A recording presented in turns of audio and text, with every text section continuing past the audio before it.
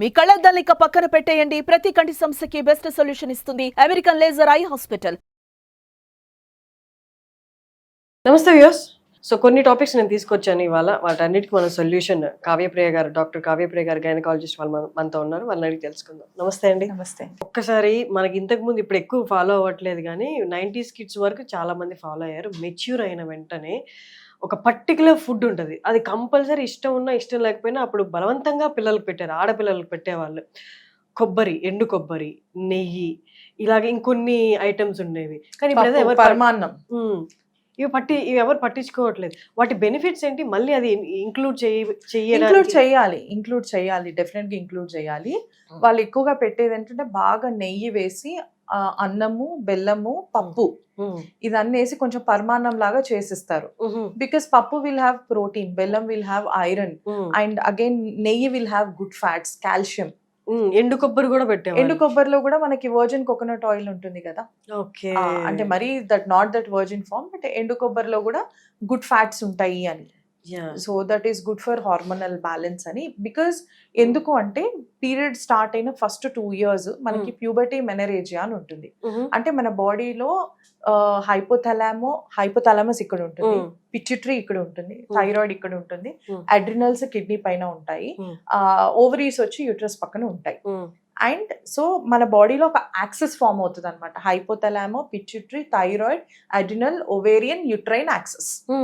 ఈ యాక్సిస్ మీకు సైక్లికల్ గా నడవాలి అంటే, మీ బాడీలో సింక్ అవ్వాలి అంటే 2 years పడుతుంది.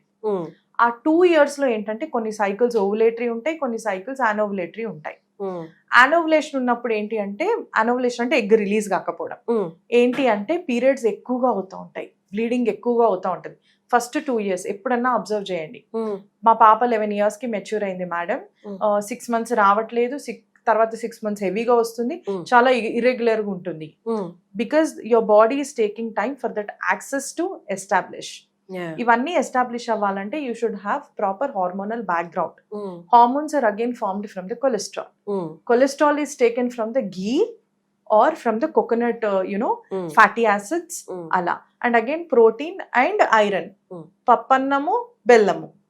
సో అందుకని మన పాత రోజుల్లో there may not be any flow charts, there may not be any researchers, but somehow maybe the gut science అనుకోవాలా మరి ఏమనుకోవాలో తెలీదు, somehow they designed this food which is actually benefiting the puberty girls.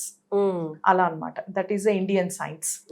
మళ్ళీ అది అందరూ చాలా మంది follow అవ్వాలి. అన్ని ఫాలో అవ్వని అవసరం లేదు, తాటాకులు అవన్నీ అవసరం లేదు. ఐసోలేషన్ ఎందుకు చేసేవాళ్ళు అంటే, ఫస్ట్ టైం పీరియడ్స్ వచ్చాయి, she will not be knowing how to handle, ఎట్లా హ్యాండిల్ చేసుకోవాలో తెలియదు. అప్పట్లో ఇంత మనకి డాపర్స్ కూడా ఉండేవి కావు. ఆ బ్లీడింగ్ తాటాకులు ఎందుకంటే డిస్పోజబుల్ కాబట్టి. ఓకే, రెడ్ క్లాత్ రెడ్ వే ఎందుకు వేసుకోవాలి అంటే స్టెయిన్ అయినా తెలియదు కాబట్టి. గుడ్లకి ఎందుకు వెళ్ళొద్దు అంటే వాళ్ళకి ఇప్పుడు దాన్ని బ్యాడ్ గా పరిగణిస్తారు, but actually not. It is something like urination and defecation. అంటే మనం మోషన్ పోయినా మూత్రం పోయినా అది waste. Actually menstrual blood is not waste, it is going waste. Menstrual blood is going waste because you are not getting pregnant. The basic function of this menstruation is meeku estrogen is forming the bed for the baby.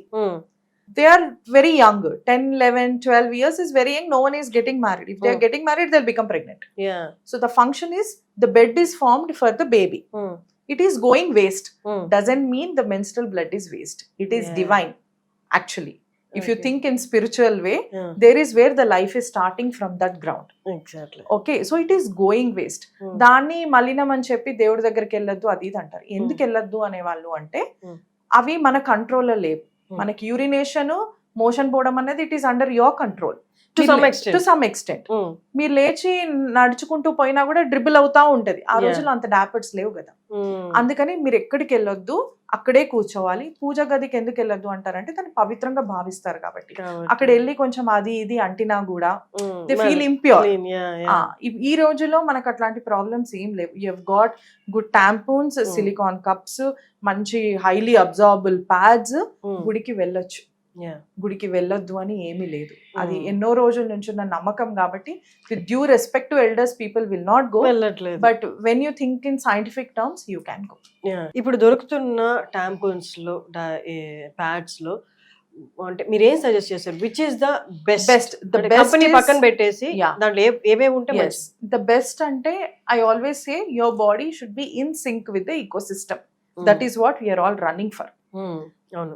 మన body కూడా ప్రకృతిలో ఒక పార్టే. దాన్ని మనం plastic తోటి we are polluting. Okay, so మన బాడీకి earth కి రెండిటికి మంచిది అంటే సిలికాన్ కప్. సిలికాన్ కప్స్ అది పెట్టుకోవటము రావాలి అంతే, కొంచెం ధైర్యం కావాలి. అమ్మాయిలకి కానీ టీనేజ్ వాళ్ళు పెట్టుకోవడం పెట్టుకో అంటే వాళ్ళకి హైమెన్ ఉంటుంది కదా, దే ఫీల్ ఇట్ ట్రబుల్స్. పెళ్ళి అయిపోయినాక you can use silicon cup. ఒక్కసారి ఆ కన్నె పొర అని పోయింది అంటే అప్పుడు మీరు పెట్టుకోవచ్చు, ఈజీగా పెట్టుకోవచ్చు. సైజెస్ కూడా డిఫరెంట్ అవైలబుల్ గా ఉంటాయి. అది కూడా సేమ్ మన మెన్స్ట్రల్ ప్యాడ్ లాగే 6 hours ఒకసారి తీసి దాన్ని కడిగేసి మళ్ళీ దాన్ని వాటర్ లో హీట్ చేసుకోండి. ఒక 2 to 3 cups ఇన్ హ్యాండ్ పెట్టుకున్నాము అంటే ఒక తర్వాత ఒకటి పెట్టేసుకోవచ్చు వర్క్ ప్లేస్ లో ఉంటే కనుక. You will be having that kit. ఒక శానిటైజర్ కూడా ఉంటుంది, వాష్ చేసి కావాలంటే ఇంటికి వెళ్ళాక చక్కగా బాయిల్ చేసుకుని you can reuse it. And ఇది 15 years వరకు ఉంటుంది. అండ్ ఇది ఈకో ఫ్రెండ్లీ ఎన్విరాన్మెంట్ మీద కూడా మనకి ఇదేమి భారం కాదు, నాన్ డిగ్రేడబుల్ అని కూడా కాదు. నెక్స్ట్ వచ్చేసి ఆర్గానిక్ ప్యాడ్స్. ఆర్గానిక్ ప్యాడ్స్ లో మంచి అబ్జార్బింగ్ కాటన్ ఉంటుంది. అండ్ అది ఈ కాటన్ నుంచి ఎటువంటి టాక్సిన్స్ రిలీజ్ అవ్వవు. And it is not going to effect your uterus also. So just me blood ని అబ్జార్బ్ చేసుకుంటది. ఎంత ఆర్గానిక్ ప్యాడ్ అనుకున్నా కూడా దాని బేస్ కింద ప్లాస్టిక్ తోనే చేస్తారు, so that it should not leak. So we cannot say that it is 100% eco friendly. It is 100% body friendly. So again disposable and its degradation is a problem. తర్వాత వస్తే మన plastic pods విచ్చలవిడిగా మనకి చాలా companies వచ్చినాయి. And ఏదైతే బాగా branding చేస్తారో అదే బెస్ట్ అనుకొని తీసుకొని వాడతాం. మనందరి నోట ప్యాడ్స్ అనగానే ఫస్ట్ విస్పర్ అనే వస్తుంది by default. You are tuned that way because of the advertisement. Yeah, and it is expensive also. చూసుకుంటే అన్ని ప్యాడ్స్ సేమే. దీంతో డిసడ్వాంటేజ్ ఏంటి అంటే ప్లాస్టిక్ నుంచి డయోక్సోన్స్ అని ఒక టాక్సిక్ మెటీరియల్ రిలీజ్ అవుతుంది. That dioxins will effect your inner layer of the uterus and it will give an inflammatory response. ఆ ఇన్ఫ్లమేటరీ రెస్పాన్స్ తోని హార్మ్ఫుల్ ప్రోస్టాగ్లాండిన్స్, ఇంటర్లూకిన్స్ అవన్నీ రిలీజ్ అవుతాయి. అవన్నీ రిలీజ్ అయ్యాక అవి ట్యూబ్స్ నుంచి పోయి బయట మన పొట్టలో స్పిల్ అవుతాయి. స్పిల్ అయినప్పుడు there will be a diffuse inflammatory response from which a disease called endometriosis will come. Endometriosis is a disease on trend now because of the plastic abuse happening in the world. Oh my God. Because of the dairy products eating, because of the ఏమంటారు meat, processed meat, ఈ మనకి కేఎఫ్సీలు, మెక్డీలు, మెయినీస్లు, ఈ చీజ్లు, ఈ plastics, so much of cosmetics, paraben ఉన్న కాస్మెటిక్స్ కానీ పర్ఫ్యూమ్స్ కానీ ఇవన్నీ కూడా మనలో ఈస్ట్రోజన్ ఎక్కువ అవ్వడానికి కారణమే ఎండోమెట్రియోసిస్, అడినోమయోసిస్, క్యాన్సర్ కి కారణాలే. సో ఇలాంటి పేషెంట్స్ ఉంటే వాళ్ళకి ఎటువంటి సిమ్టమ్స్ ఉంటాయి? బ్లీడింగ్ అధికంగా ఉంటుంది, చాలా చిన్న ఏజ్ లో హిస్టెక్టమీ అయిపోతుంది వాళ్ళకి. ఎందుకంటే ఆ డిసీజ్ అలాంటిది, తినేస్తుంది మొత్తం మన ఓవరీస్ లో ఉన్న ఎగ్స్ అన్నిటిని తినేస్తుంది. చాక్లెట్ సిస్ట్ అంటారు, అక్కడ ఎండోమెట్రియోటిక్ సిస్ట్లు ఫామ్ అవుతాయి, ఈ ట్యూబ్స్ అన్ని డ్యామేజ్ అయిపోతాయి. యూట్రస్ లోపల ఈ బ్లాక్ డాట్స్ ఉన్నాయి కదా, మీరు కనుక ఇక్కడ చూస్తే you can see the black dots here here here here and here. ఇదంతా endometriosis. It is showing the disease which is spreading అనమాట. దాంతోని నాట్ జస్ట్ దిస్, మనకి కిడ్నీస్ కూడా పోయే ఛాన్సెస్ ఉంటాయి. ఇదంతా ఫైబ్రోసిస్ చేసి యురేటర్, కిడ్నీస్ నుంచి యురేటర్స్ వస్తాయి రెండు, వాటిని కూడా ష్రింక్ చేస్తుంది. యురేటరీకి అబ్స్ట్రక్షన్ వచ్చినప్పుడు కిడ్నీలు పోతాయి. అండ్ బబుల్స్ ఉంటాయి కదా లోపల, పేగుల మీద కూడా స్పిల్ అవుతుంది. అవన్నీ ఇలా అతుక్కుంటాయి, భయంకరంగా అతుక్కుంటాయి. అండ్ దీని లోపల అడినోమయోమా అని ఒక ఫైబ్రాయిడ్ లాంటి గడ్డ స్టార్ట్ అవుతుంది. అది ఉంది అంటే వాళ్ళు ఎప్పటికీ కన్సీవ్ అవ్వరు. అండ్ విపరీతమైన నొప్పి, బ్లీడింగ్, అసలు వాళ్ళు జాబ్ చేయలేరు. మేడం నాకు చచ్చిపోవాలనిపిస్తుంది అని చెప్తారు వాళ్ళైతే. So they are the one who will undergo hysterectomy at 25 years. Pan hysterectomy మొత్తం తీసేస్తాం, ఇంక్లూడింగ్ ఓవరీస్ అవి ఇవన్నీ. వాళ్ళకి they cannot have their own genetical baby also. Egg కూడా వాళ్ళు అప్పు తీసుకోవాల్సిన అవసరం ఉంటుంది. కొన్నిసార్లు IVF చేసినా కూడా 10 సార్లు చేసినా కూడా 10 సార్లు ఫెయిలియర్ అవుతుంది బికాస్ ఆఫ్ మైల్డ్ అడినోమయోసిస్.